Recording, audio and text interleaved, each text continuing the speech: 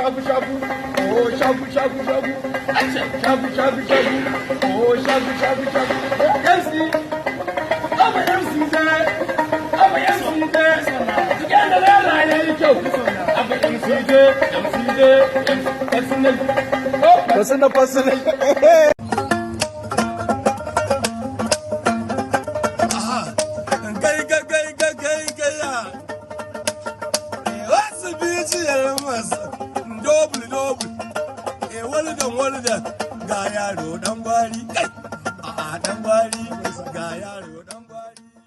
Good evening, everyone. Welcome to another episode of the African Music Library Instrument Discussion, where we talk about different instruments across Africa and also those that double down as genres. I'm your host, Kosonwachu, and today we'll be talking about the Gurmi. I know during the course of your research, you must have seen two different spellings of this instrument, the Gurmi and Gurumi. But actually, they are actually the same instruments. But before we get into that, let me introduce some of the voices you're hearing through the course of the composition, our guests. First, we have Emmanuel Gala, the president of the African Music Library and Just Be, and we have Anu Onosanya, the director of programs for the African Music Library. Please say hello to our listeners. Hi, everyone. I'm happy to be here. Thank you, Emmanuel. Hi, everyone. It's my pleasure to be here again today to learn and share from the little that we know about the instrument we're talking about today. Thank you. Yeah, thank you very much, Anu. Thank you so much, Emmanuel. We are happy to have you on the show with us today to talk about this amazing instrument. So, the introduction, and then we can get right into why we're here today.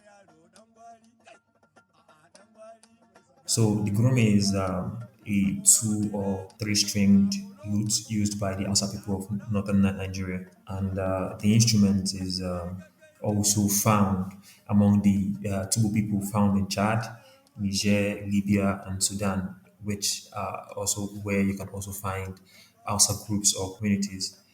Interestingly, the instrument is played using the two finger down plucking style, similar to the akonting. Remember our conversation with the akonting, we mentioned a playing technique that is common between the akonting and the banjo instruments used in country music in the US. So this instrument also has similar or the same playing technique, the OTEC playing technique. But before we get into these attributes and its similarities with other African roots, let's talk about the origin, the historical context of this instrument. So I'll be giving room for our first guest, Anu, to tell us about the origin or history of this Gumi or Gurmi instrument.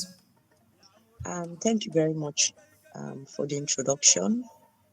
And then the earlier clarification as regards the name. This instrument is a 2 or 3 stringed plucked lute, which is quite common in West Africa, and then not has not been proven. I know we spoke about the banjo a couple of episodes ago, but it also has the similarities between the banjo in terms of the playing style, the plucking style. The Gurmi's origin and history is really not well documented. I must put that out there, but it's very common to the Hausa people of northern part of Nigeria. The Hausa ethnic group, the Gurmi is a very popular instrument, has a very crucial ethnic role that it plays in the community there. The Gurmi is also called the Gurumi and or Kumbo, Kumbo, as against Jumbo, it's called the Kumbo. It's said to be a family member of the banjo, but it doesn't really have a direct link with the banjo, but it's believed because banjo also is believed to have a foundational root in West African roots. So I would say that they belong to the same family, but not the same, but not a direct ancestor of the banjo. Another interesting thing about the gurmi, if you look at it in terms of the history, as I said, is relatively unknown. But interestingly, the gurmi also is found among the Tugu people. The Tugu people is a particular ethnic group that can be found spread across Chad, southern Libya, northeastern Niger, and northwestern Sudan. They are highly migratory, and sometimes when they are able to settle near oases, they go into farming. So that's really what's known about the Gomi in terms of origin. It's mainly known with the Hausa people, and then it's also known with the Tugu people, found across northern Chad, southern Libya, northeastern Niger, and northwestern Sudan. And they are highly, I like to say, they are migratory in terms of in nature. And then when they are able to settle near oases, they are able to go into farming.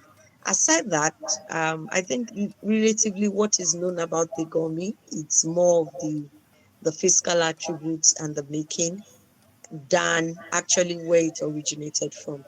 So that's what I have to say in terms of the history and the origin. Thank you.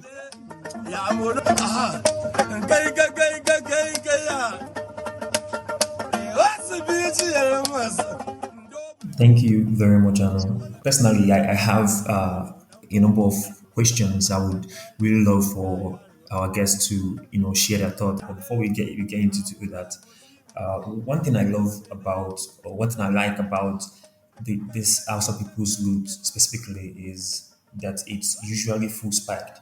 Maybe not all of them. Full spiked in the sense that the neck runs directly through the calabash instead of the skin.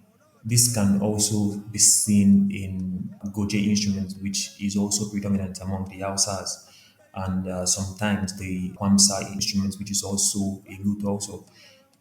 It sure doesn't mean that other lutes that can be found among the Hausas are all full spiked. Some of them have the neck running through the skin. For example, the molo, which we all know as the zalam. When you go online and search about molo, you might not actually see it. But if you look at zalam, the XALAM, you might you'll be able to see the picture of this instrument. Another instrument is the kontigi, which Mariah just plays actually. When you see the Mariah videos, you might actually think it's maybe the Goche or the Gumi that he plays, but it's actually the Kontigi, which is like a totally different instruments, predominant also among the Hausas. I wouldn't say I'm certain that he plays the Gumi also, but maybe if you're playing a similar instrument, I think you should be able to, find your way around other lutes among this culture. But generally, in Western Africa, the presence of lutes dates back to at least the 14th century. There has been mentions of a gwembe-like instrument. Gwembe used by the Black Moroccans making Naomi music. They made mention of a similar instrument that has been used by court performers during the reign of Mansa Suleiman. That's like in the 14th or 13th century in the Senegambia region. And this instrument is said to be the predecessor of this Hausa people's Gurmi instrument and also the Jola people's Akonting, which is also presumed to be the ancestors of the banjo, hence the similar playing style that Anu mentioned earlier found across these three instruments. Dan gwari ga yaro dan gwari amono abele amono gosibi amono abele